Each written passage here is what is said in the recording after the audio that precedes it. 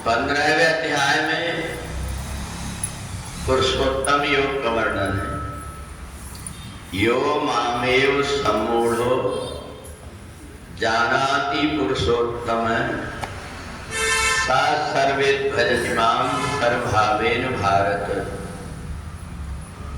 भगवान कहते हैं कि मनुष्य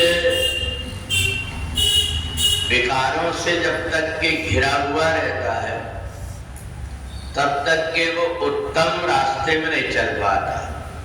मोह सकल व्याधिन कर मूला। संसार में जो मोह होता है सब प्रकार की बीमारियों की जड़ है।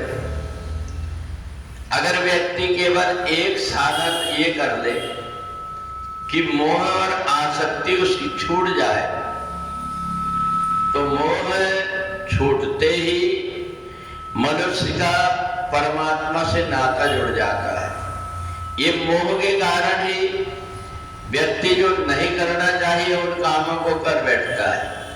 मोह एक ऐसी चीज है जिसमें उसको लगता है मैं अपने परिवार के लिए अपने लिए कुछ करूं।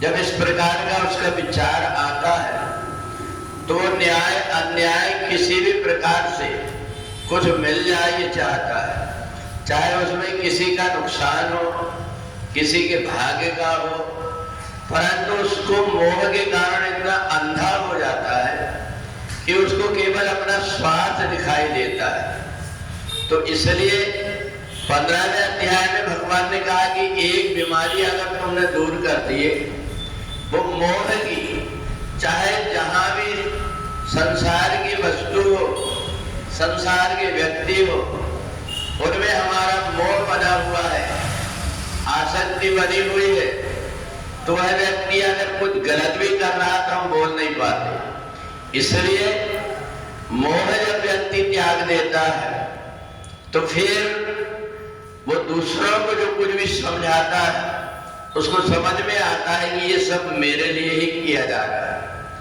मेरे अपने हित के लिए हो रहा है।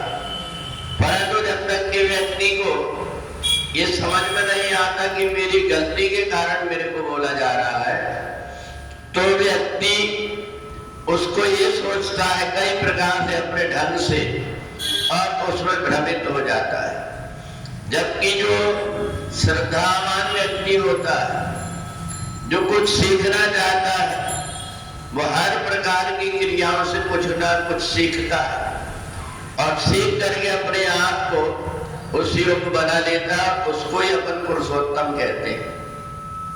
संसार में जब तक के हम अपने आप को परमात्मा से नहीं जोड़ेंगे तब तक हमारी गलती हमें दिखाई नहीं देती। संसार से जुड़ा हुआ व्यक्ति संसार के लिए बहुत प्रकार के कार्य करता है, परंतु वो संसार से जुड़ा हुआ है इसलिए उसे करना पड़ता है। परंतु जो परमात्मा से जुड़ा हुआ होता है उसको फिर संसार की आसक्ति से, मोह से कोई लेना देना नहीं होता। इसलिए वो जो कुछ भी कर्म करता है परोपकार के लिए करता है, दूसरों का भला हो इसके लिए करता है। और धर्म अगर कोई संसार में है तो एक ही है, परहित सरिस धर्म नहीं भाई, पर पीड़ा सब नहीं अजमाई। परोपकार से बढ़कर के कोई धर्म नहीं है। इसलिए जो व्यक्ति परोपकार में लगा रहता है उसके द्वारा हर समय यज्ञ होता है, उसका आचरण व्यवहार कर्म पवित्र होकर के वो परमात्मा को ही अंत में जाकर मिल जाता है।